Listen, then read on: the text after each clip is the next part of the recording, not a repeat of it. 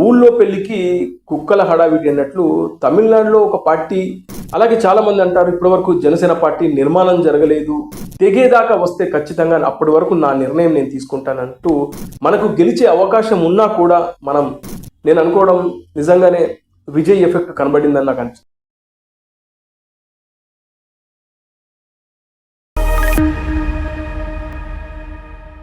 Hello friends, నేను రాజు గారు. పవన్ కళ్యాణ్ గారు తమిళనాడు ఎన్నికల గురించి స్పందించారు. తమిళనాడులో రిజల్ట్ వచ్చిన రోజు నుంచి మొదలు పెడితే నేటి వరకు కూడా పవన్ కళ్యాణ్ గారిని వైఎస్ఆర్సీపీ శ్రేణులతో పాటు మరికొంతమంది తమిళనాడులాగానే పవన్ కళ్యాణ్ గారు ఆంధ్రప్రదేశ్లో ఎందుకు ఒంటరిగా పోటీ చేయలేడు అని చెప్పేసి పెద్ద ఎత్తున ఆయన ట్రోల్ చేయడం మొదలుపెట్టారు. దీనిపై పవన్ కళ్యాణ్ గారు అందరికీ గట్టిగా ఇచ్చి పడేశారు. నిన్న జనసేన పార్టీకి సంబంధించినటువంటి ఉద్యమి ఆత్మీయ సమావేశంలో పవన్ కళ్యాణ్ గారు చాలా ఘాటుగా స్పందించడం జరిగింది. ముఖ్యంగా మన అందరం మాట్లాడుతుంది తమిళనాడు రాజకీయాలు వేరు, ఆంధ్రప్రదేశ్ రాజకీయాలు వేరు. తమిళనాడులో సినిమా హీరోలని దేవుళ్ళ చూస్తారు, వాళ్ళకు గుళ్ళు కూడా కడతారు. ఆంధ్రప్రదేశ్లో మొత్తం కులాల చుట్టే రాజకీయాలు తిరుగుతాయి కాబట్టి అక్కడ రాజకీయాలకు ఇక్కడ రాజకీయాలకు చాలా చాలా తేడా ఉంది. అదే విషయాన్ని పవన్ కళ్యాణ్ గారు చెప్పే ప్రయత్నం చేశారు. ముఖ్యంగా తాను 2019 ఎన్నికల్లో ఒంటరిగా పోటీ చేసినప్పుడు ఎందుకు మీరు నన్ను గెలిపించలేకపోయారు, 2 చోట్ల నన్ను ఓడించలేదా, అప్పుడు ఏమైంది అంటూ పవన్ కళ్యాణ్ గారు నిలదీసే ప్రయత్నం చేశారు. ఊళ్ళో పెళ్లికి కుక్కల హడావిడి అన్నట్లు తమిళనాడులో ఒక పార్టీ పెట్టి విజయం సాధించిన తర్వాత అక్కడిలాగే మీరెందుకు ఎన్నికల్లో పోటీ చేయలేకపోయారు, ఒంటరిగా ఎందుకు మీరు నిలబడలేకపోయారంటూ నాకు మెసేజ్ల మీద మెసేజ్ పెట్టారు, అక్కడికి ఇక్కడికి చాలా తేడా ఉంది కదా అంటూ పవన్ కళ్యాణ్ గారు చెప్పే ప్రయత్నం చేశారు నిన్న. అలాగే చూస్తే 2008 నుంచి 2024 వరకు ఆయన రాజకీయ ప్రస్థానం గురించి మాట్లాడాడు. ముఖ్యంగా ఆయన 2008లోనే కావాలనుకుంటే, పదవులు నాకు కావాలనుకుంటే నేను 2008లోనే నేను పోటీ చేసేవాడిని. అదేవిధంగా 2014లో మల్కాజ్గిరి నుంచి ఎంపీగా పోటీ చేసే అవకాశం ఉన్నా కూడా నేను పోటీ చేయలేదు. అలాగే చూస్తే 2019లో ఒంటరిగా వెళ్ళాను. 2024కి వచ్చేసరికి నేను ఒంటరిగా పోటీ చేసే సత్తా ఉన్నా కూడా మళ్ళీ జగన్మోహన్ రెడ్డి లాంటి ఒక దుష్ట శక్తి అధికారంలోకి వస్తే ఇంట్లో ఉన్న ఆడవాళ్ళను కూడా బయటకు లాగుతారనే ఉద్దేశంతోనే నేను ఆ రోజున చంద్రబాబు నాయుడు గారు జైల్లో ఉంటే వెళ్ళి కలిసి బయటకు వచ్చిన తర్వాత చంద్రబాబు నాయుడు గారు తొందరగా బయటకు రావాలని నేను కోరుకుంటున్నానని ఒక మాట చెప్పి వదిలేయాలనుకుంటే వదిలేసేవాడిని. నేను అలా కాదు, ఎందుకంటే ఆంధ్రప్రదేశ్ అప్పటికే వెనకబడిపోయింది. ఈ 2024 ఎన్నికల్లో కూడా మళ్ళీ జగన్మోహన్ రెడ్డి వస్తే అంతకన్నా దారుణం మరొకటి ఉండదు అనే ఉద్దేశంతోనే నేను టీడీపీ బీజేపీతో కలిసి పొత్తులోకి వెళ్ళాను అంటూ పవన్ కళ్యాణ్ గారు ఆ రోజు జరిగింది చెప్పే ప్రయత్నం చేశారు. అలాగే తనకు సత్తా లేదని కాదు, ఖచ్చితంగా ఉంది. 2019కి 2024 వచ్చేసరికి అప్పటికి చాలా చేంజెస్ ఉన్నా, మనకు గెలిచే అవకాశం ఉన్నా కూడా మనం దిక్కులేని పరిస్థితిలో పొత్తు పెట్టుకోవాల్సిన పరిస్థితి, దాని వెనకాల కారణం జగన్మోహన్ రెడ్డి అని క్లియర్గా చెప్పే ప్రయత్నం చేశాడు. ఇక అదే కాకుండా నియోజకవర్గాల వారీగా జనసేన పార్టీకి సంబంధించి కార్యకర్తల నాయకులు, అదేవిధంగా తెలుగుదేశం పార్టీకి సంబంధించిన కార్యకర్తల నాయకుల మధ్యన విభేదాలు ఉన్నాయి. ముఖ్యంగా జనసేన పార్టీకి సంబంధించినటువంటి నియోజకవర్గ ఇన్ఛార్జ్లను వాళ్ళు పురుగుల్లా చూస్తున్నారు. తెలుగుదేశం పార్టీకి సంబంధించినటువంటి నాయకులు కార్యకర్తలకు కూడా అధికారులు పనిచేస్తున్నారు.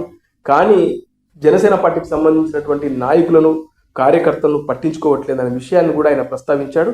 ఆ విషయం నా దాకా వచ్చింది, మీరు అనుకుంటారు నాకేమీ తెలియదు అనుకుంటారు, కానీ నేను అన్నీ చూస్తాను, నాకు అన్నీ తెలుసు. నేను మీ ఆత్మ గౌరవాన్ని, మీ ఆత్మాభిమానాన్ని నేను ఇబ్బంది పెట్టే ప్రయత్నం చేయను. అలాగే నేను తెలుగుదేశం పార్టీతో, చంద్రబాబు నాయుడు గారితో నాకు కొన్ని విభేదాలు ఉన్నా నేను వాటిని పరిష్కరించుకుంటుంటాను. అలాగే తెగేదాకా వస్తే ఖచ్చితంగా అప్పటి వరకు నా నిర్ణయం నేను తీసుకుంటానంటూ పవన్ కళ్యాణ్ గారు చెప్పడం జరిగింది. అలాగే చాలా మంది అంటారు ఇప్పటివరకు జనసేన పార్టీ నిర్మాణం జరగలేదు, జనసేన పార్టీ ఇంకా డెవలప్ అవ్వట్లేదు అని చాలా మంది మాట్లాడుతుంటారు. నిజమే, 12 సంవత్సరాల నుంచి జనసేన పార్టీ నిర్మాణం జరగలేదు. కావాలని నేను నిర్మాణానికి దూరంగా ఉన్నాను, నేను నేర్చుకోవాలి ఇంకా అని చెప్పేసి అనే ఉద్దేశంతోనే ఇన్ని సంవత్సరాలు ఇలా జరిగింది అంటూ నిజంగా చాలా క్లియర్గా చెప్పడం జరిగింది. ఇది మాత్రం చాలా సెన్సేషనల్ కామెంట్ అనుకోవాలి. ఎందుకంటే జనసేన పార్టీ 12 సంవత్సరాల నుంచి నిజంగానే నిర్మాణంగా అది అభివృద్ధి చెందలేదు. ఇప్పటికి కూడా కొన్ని గ్రామాల్లో కమిటీలు లేవంటే మీరు అర్థం చేసుకోండి. అదే విషయం ఆయనకు తెలుసు. కావాలనే వాంటెడ్గానే నేను నిర్మాణానికి దూరంగా ఉన్నాను, ఎందుకంటే నేను ఇంకా తెలుసుకోవాలి, ఇంకా నేర్చుకోవాలనే ఉద్దేశంతో, అనుభవం కావాలి అనే ఉద్దేశంతో ఇలా చేశానని ఒక కామెంట్ చేయడం జరిగింది. మరి దీని వెనకాల ఆయన ఆలోచన విధానం ఏంటో నాకు కూడా అర్థం కాలేదు. కానీ మరి వాంటెడ్గానే ఆయన ఇప్పటివరకు పార్టీని డెవలప్ చేయలేదనే విషయం ఆయనే నిన్న చెప్పడం జరిగింది. అలాగే చూస్తే రేపో మాపో జనసేన పార్టీకి సంబంధించినటువంటి ఇన్ఛార్జీలు కమిటీలు రాబోతున్నాయి. అయితే అది ఈ వారం రోజుల్లోపే ఆ కమిటీలు వస్తాయని అనుకున్నారు, కానీ నిన్న పవన్ కళ్యాణ్ గారు చెప్పడం ఇంకా దానికి సమయం ఉంది, దాదాపు 3 నెలలు 4 నెలలు పట్టచ్చు. ఎందుకంటే స్థానిక కమిటీల ఎన్నికలు వస్తున్నాయి కాబట్టి స్పీడప్ చేసే పనిలో ఉన్నాము, కానీ ఈ కమిటీలన్నింటినీ నేనే దగ్గరుండి చూసుకుంటాను, అందుకే లేట్ అవ్వచ్చు అని చెప్పారు. వాస్తవానికి మనకున్న సమాచారం ప్రకారం నాదెళ్ల మనోహర్ గారు కానీ, అదేవిధంగా హరిప్రసాద్ అని ఒక వ్యక్తి, ఆయన జనసేన పార్టీలో ఉంటాడు, ఎమ్మెల్సీ ఆయన, వీళ్ళు కలిసి కూర్చొని కొంతమంది కూర్చొని వీళ్ళు ఎవరో పేరు రాస్తారని నేను అనుకున్నాను. చాలా మందికి కూడా అదే అభిప్రాయం ఉండే.